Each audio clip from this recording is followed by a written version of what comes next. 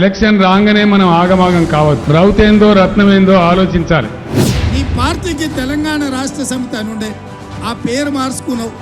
నీకు పేరు బంధం తెగిపోయింది, తెలంగాణ ప్రజలతోని పేగు బంధం తెగిపోయింది. నేను ఒక్కటే అడుగుతా ఉన్నాను, భారతీయ జనతా పార్టీ లేకుండా తెలంగాణ వచ్చేదా?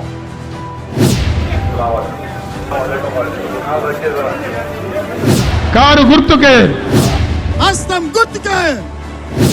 ఈ తెలంగాణ రాష్ట్రంలో కేసీఆర్ గడిలు బద్దలు కొడతాం. Welcome to Disha TV. రాష్ట్రంలో అధికార మార్పిడికి రంగం సిద్ధమైంది.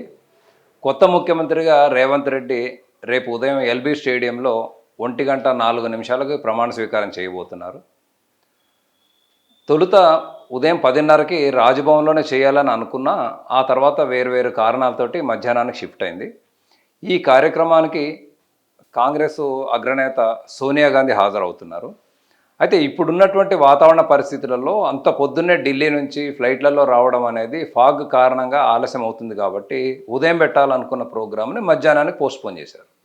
కాంగ్రెస్ పార్టీలోకి యాక్చువల్గా రేవంత్ రెడ్డి 6 ఏళ్ల క్రితం, అంటే 2017 అక్టోబర్ 30వ తేదీన లాంఛనంగా చేరారు. చేరిన తర్వాత ఒక్కొక్క బాధ్యతలు ఆయనకి వస్తూ వర్కింగ్ ప్రెసిడెంట్ నుంచి అయ్యి చివరికి పిసిసి చీఫ్ అయ్యారు. తాజా ఎన్నికల ప్రచారంలో మొత్తం రథసారథిగా ఆయనే వ్యవహరించి దాదాపు 1.5 నెలల పాటు అన్ని చోట్ల 64 నియోజకవర్గాలలో కాలికి బలపం కట్టుకొని తిరిగి ఒక స్టార్ క్యాంపెయినర్ ఎలా ఉంటాడో మొత్తం ఆ తరహాలో ఒక్క చేతి మీద మొత్తానికి పార్టీని నడిపించారు. చాలామంది స్టార్ క్యాంపెయినర్లు ఉన్నప్పటికీ కూడా అందరికంటే ఎక్కువ బాధ్యత తీసుకున్నాడు. చివరికి ముఖ్యమంత్రి పోస్టు అనే దగ్గరకు వచ్చేటప్పటికి రేసులో బట్టి విక్రమార్క నేనున్నాను, ఉత్తమ్ కుమార్ రెడ్డి నాకు అవకాశం ఇవ్వాలి, ఇలా రకరకాల వ్యక్తులు పోటీపడ్డారు. చివరికి కృషి చేసిన వాళ్ళకే ఫలితం ఉండాలి అనే తీరులో అధిష్టానము రేవంత్ రెడ్డిని సీఎంగా అనౌన్స్ చేసింది. కాంగ్రెస్ పార్టీ అధికారంలోకి వస్తే 6 గ్యారంటీలు ఏమో కానీ 6 ముఖ్యమంత్రులు వస్తారు, అంత సీల్డ్ కవర్ ముఖ్యమంత్రులు అవుతారని అప్పట్లో ఎన్నికల ప్రచారం సందర్భంగా బీఆర్ఎస్ లీడర్లు చాలామంది చాలా పరుష పదాలతోటే రేవంత్ రెడ్డి మీద, కాంగ్రెస్ పార్టీ మీద విమర్శలు చేశారు. ఆ విమర్శలన్నింటినీ పటాపంచలు చేస్తూ తెలంగాణతో సహా మరో 4 రాష్ట్రాలకు అసెంబ్లీ ఎన్నికలు జరిగినా ఏ రాష్ట్రంలో ఇప్పటివరకు ముఖ్యమంత్రి స్వీరింగ్ ఇన్ సెరమనీకి డేట్ ఫిక్స్ కాలేదు. ముఖ్యమంత్రి క్యాండిడేట్ ఎవరో తెలియలేదు. రాజస్థాన్లో అలాగే ఉంది, ఛత్తీస్గఢ్ అలానే ఉంది, మధ్యప్రదేశ్, మిజోరాంలో. సో 6 నెలలకు ఒక ముఖ్యమంత్రి వస్తారు, లేకపోతే 6 ముఖ్యమంత్రులు ఉంటారని సెటైర్లు వేసినా ఆ 4 రాష్ట్రాలతో పోలిస్తే తెలంగాణలోనే ఫస్ట్ సీఎంగా రేవంత్ రేపు ప్రమాణ స్వీకారం చేయనున్నారు. అయితే ప్రమాణ స్వీకారం చేయగానే ఆయన కొన్ని ప్రయారిటీస్ పెట్టుకున్నారు. ఎలక్షన్ క్యాంపెయిన్లోనే క్లారిటీ ఇచ్చారు. కాంగ్రెస్ అధికారంలోకి రాగానే ముఖ్యమంత్రి ఎల్బీ స్టేడియంలోనే జరుగుతుంది ప్రోగ్రాము అని చెప్పేసి టైం కూడా ఫిక్స్ చేశారు. ఫస్ట్ సంతకం 6 గ్యారంటీలని అమలు చేసే ఫైల్ మీదనే ఉంటుంది అని చెప్పారు.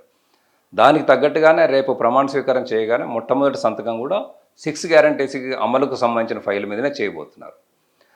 ముఖ్యమంత్రి బాధ్యతలు తీసుకోవడానికి సచివాలయానికి వచ్చి ఆయన ఛాంబర్లో సంతకం చేసిన తర్వాత మొట్టమొదటి ఫైలు సంతకం కూడా ఒక దివ్యాంగ యువతికి జాబ్ ఇవ్వడానికి సంబంధించిన దాని మీద చేయబోతున్నారు.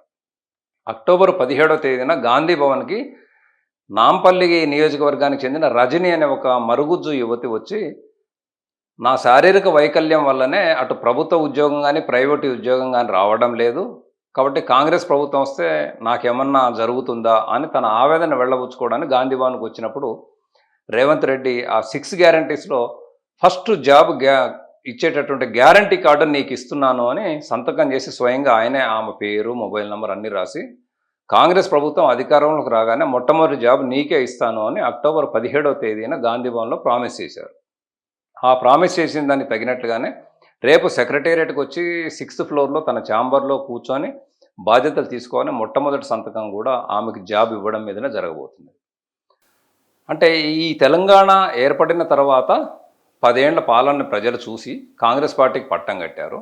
ఇక్కడ ఒక చిన్న విషయం ఏం చెప్పుకోవాలంటే, సచివాలయంలో ఇంతకాలం ఉద్యోగం చేసినటువంటి రకరకాల డిపార్ట్మెంట్లకు చెందిన ఎంప్లాయీస్ మొత్తం కూడా ఫస్ట్ టైం ఈరోజు రోడ్డు మీదకి వచ్చి తెలంగాణ రాష్ట్రం కోసం ఉద్యమం జరిగినప్పుడు ఎట్లా సంబరాలు చేసుకున్నారో, ఉద్యమంలోకి దూకారో, ఆ తరహాలో ఈరోజు సెక్రటేరియట్ ముందు ఆఫీస్ అవర్స్లో రోడ్డు మీదకి వచ్చి బాణసంచా వేసుకొని స్వీట్లు పంచుకొని గద్దెర పాడిన పొడుస్తున్న పొద్దు మీద అనేటటువంటి పాటలు పాడుకుంటూ సంబరాలు చేశారు. ఆ సంబరాలు చేసిన సందర్భంగా కొంతమంది ఉద్యోగులు మాట్లాడారు. 10 ఏళ్లుగా మేము ఇక్కడ తెలంగాణ రాష్ట్రం ఏర్పడిన తర్వాత ఉద్యోగం చేస్తున్నాం, కానీ ఏ రోజు మా ఫ్యామిలీ మెంబర్స్తో కూడా మేము ఫోన్లో మాట్లాడుకునే స్వేచ్ఛ లేకుండా పోయింది. మా ఫోన్ల మీద నిఘా ఉన్నది, వాట్సాప్ కాల్ మాట్లాడుకునే పరిస్థితి వచ్చింది. ఇకపైన ఆ నిర్బంధం అంతా పోయింది, మేము స్వేచ్ఛగా ఉన్నాము. అంటే కాంగ్రెస్ ప్రభుత్వం ఏర్పడబోతున్నది, బీఆర్ఎస్ ప్రభుత్వం ఇంటికి వెళ్ళిపోయింది అని తెలియగానే ఉద్యోగులు ఎక్కడ లేని సంతోషం కట్టలు తెంచుకొని ఇవాళ రోడ్డు మీదకి వచ్చిన పరిస్థితి వచ్చింది. ఇలాంటి చాలామందికి వివిధ సెక్షన్ల ప్రజలకి కాంగ్రెస్ ప్రభుత్వం వస్తే నాకు ఇది జరుగుతుంది అది జరుగుతుంది అనేటటువంటి వాళ్ళ కొన్ని ఆకాంక్షలు కోరికలు ఉన్నాయి. అవన్నీ నెరవేరుతాయి అనేటటువంటి కాన్ఫిడెన్స్ వచ్చింది. సో ఇప్పుడు రేవంత్ రెడ్డి సీఎం అయిన తర్వాత ఇక పోర్ట్ఫోలియోలు ఎవరెవరికి, క్యాబినెట్లో ఎవరుంటారు, ఎవరికి ఏ శాఖ కేటాయిస్తారో ఇవన్నీ కూడా జస్ట్ ఒక వారం 10 రోజుల్లో మొత్తం తేలిపోతుంది. ఆ తర్వాతనే 6 గ్యారంటీస్ అమలుకి సంబంధించి ఫైనాన్షియల్ రిసోర్సెస్ ఎట్లా సమకూర్చుకోవాలి, ఎవరికి ప్రయారిటీ ఇవ్వాలి, దేని తర్వాత ఏది చేయాలి, ఇవన్నీ అమలు చేయడానికి ఎంత డ్యూరేషన్ పెట్టుకోవాలి, శాఖాపరమైనటువంటి అంశాలన్నింటినీ చర్చించేసి ఆ అధికారులతో రివ్యూ చేసిన తర్వాత దీని మీద క్లారిటీ వస్తుంది. మొత్తానికి రేవంత్ ఎలక్షన్ ప్రచారంలో ఎంత కాన్ఫిడెన్స్ తోటి మా ప్రభుత్వం ఏర్పడబోతున్నది డిసెంబర్ 9న ఎల్బీ స్టేడియంలో ప్రమాణ స్వీకారం చేస్తాను కాన్ఫిడెన్స్గా చెప్పారు. ఆ కాన్ఫిడెన్స్ తగ్గట్టుగానే పవర్లోకి వచ్చారు. ఆయన చేసిన ప్రామిస్ లాగానే మొదటి సంతకం 6 గ్యారంటీస్ మీద జరగబోతున్నది.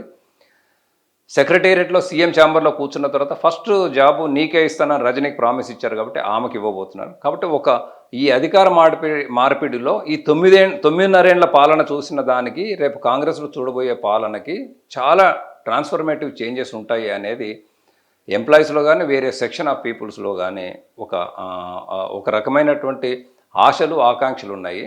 మున్ముందు ఎట్లా ఉంటుందనేది కాలం తేలుస్తుంది.